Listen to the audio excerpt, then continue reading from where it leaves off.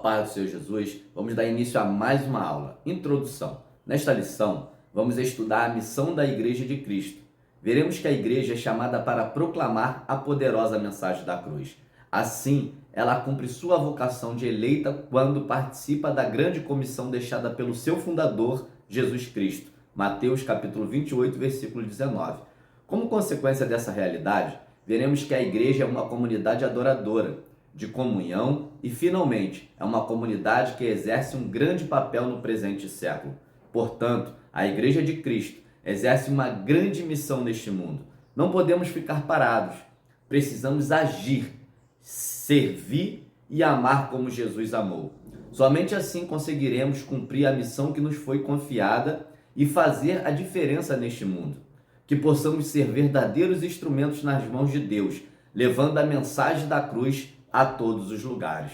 Adoração e edificação. Uma comunidade adoradora. No contexto bíblico, a adoração significa dar a glória que é devida somente a Deus. É tirar a atenção de nós mesmos para centrarmos unicamente no Senhor. Mateus capítulo 4, versículo 10. A adoração tem a ver com o nosso serviço a Deus. Não é algo que se faz apenas no momento do culto público ou privativamente. Tem a ver com a nossa maneira de ser, agir e viver. É viver a vida para Deus. Esse é o sentido do termo grego latreia, traduzido como adorador. O apóstolo Paulo roga à igreja que apresente a Deus o seu corpo em sacrifício vivo, santo e agradável a Deus, que é o vosso culto racional, Romanos capítulo 12, versículo 1.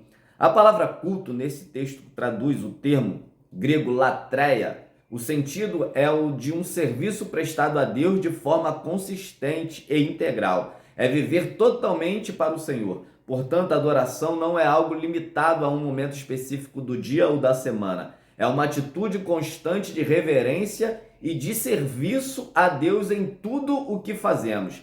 Cada decisão, cada palavra, cada ação deve ser feita para o propósito de honrar e glorificar o nome do Senhor. 3. Uma comunidade edificadora.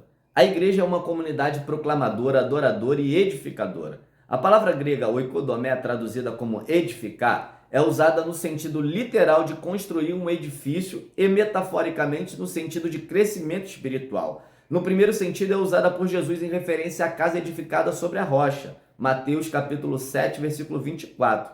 E no segundo sentido, em Efésios capítulo 4, versículo 12. Nessa última referência, o apóstolo Paulo diz que Deus pôs na igreja os apóstolos, os profetas, os evangelistas, os pastores e mestres para a edificação do corpo de Cristo. Este, por exemplo, é o objetivo dos dons espirituais, trazer edificação à igreja. Assim que falam línguas em público, sem interpretação, edifica-se a si mesmo. Contudo, não edifica a igreja, que não entendeu o que foi dito. 1 Coríntios capítulo 14, versículo 5. Dessa forma, o apóstolo Paulo exorta os crentes a buscarem a edificar uns aos outros. 1 Tessalonicenses 5, 11. Busque sempre contribuir para o crescimento espiritual dos outros e permita que os dons que Deus te deu sejam usados para o bem comum. Juntos podemos edificar o corpo de Cristo e glorificar o nome do Senhor. Vamos para a nossa conclusão. Ó quão bom e quão suave é que os irmãos vivam em união. Salmos de número 133, versículo 1. Onde não há comunhão entre os crentes, também não há igreja solidamente edificada. Não há, portanto, igreja onde os seus membros vivam isolados e não mantêm comunhão uns com os outros. Somos um só corpo. Ame seu irmão. Assim terminamos mais uma aula. Que Deus abençoe a sua vida, a sua família e o seu ministério. E no 3 vamos declarar que só o Senhor é Deus 3 vezes.